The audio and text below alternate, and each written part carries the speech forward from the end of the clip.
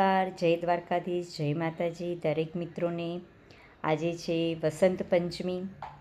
વસંત પંચમી એટલે માં શારદે, માં સરસ્વતી માતાનું આજે ખાસ પૂજન થાય।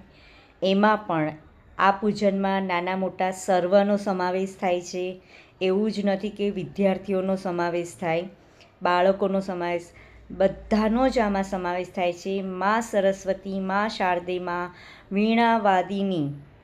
માં શારદે માતાએ આપણને જે બળ, બુદ્ધિ, વિદ્યા, સુંદર મીઠી વાણી આપેલી છે અને બાળકોનું આખું વરસ વિદ્યા બુદ્ધિમાં વધારો થાય અને તેમજ વિદ્યાર્થીઓને વિદ્યા પ્રાપ્ત થાય, એ માટે વિદ્યાર્થીઓ પાસે ખાસ માં શારદે,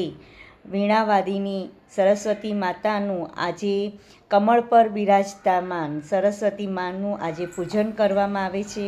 અને બાળકો આ પૂજનમાં આજે અમે અમારી શાળામાં પણ દરેક વિદ્યાર્થીઓને માતા સરસ્વતી માતાનું પૂજન કરાવ્યું, વંદન કર્યા, પ્રણામ કર્યા અને એક પ્રતિજ્ઞા લેવડાવી કે તમને જે ભગવાને સુંદર મજાની બુદ્ધિ આપેલી છે એ બુદ્ધિનો ઉપયોગ સારા કાર્ય, સારા વિચાર, સારી વાણી, સુંદર વાણી, મીઠી મધુર વાણી આપી છે તો એનો ઉપયોગ વ્યવસ્થિત રીતે કરવો અને રોજ 5 વાક્ય, 5 શબ્દ,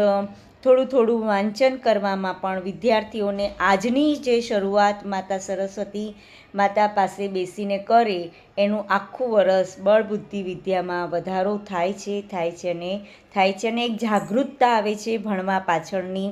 તત્પરતા આવે છે કે જે આળસુ હોય, કે જેને વાંચન પ્રત્યે જેને ઇન્ટરેસ્ટ જ નથી, તો એ આ શારદે માતાનું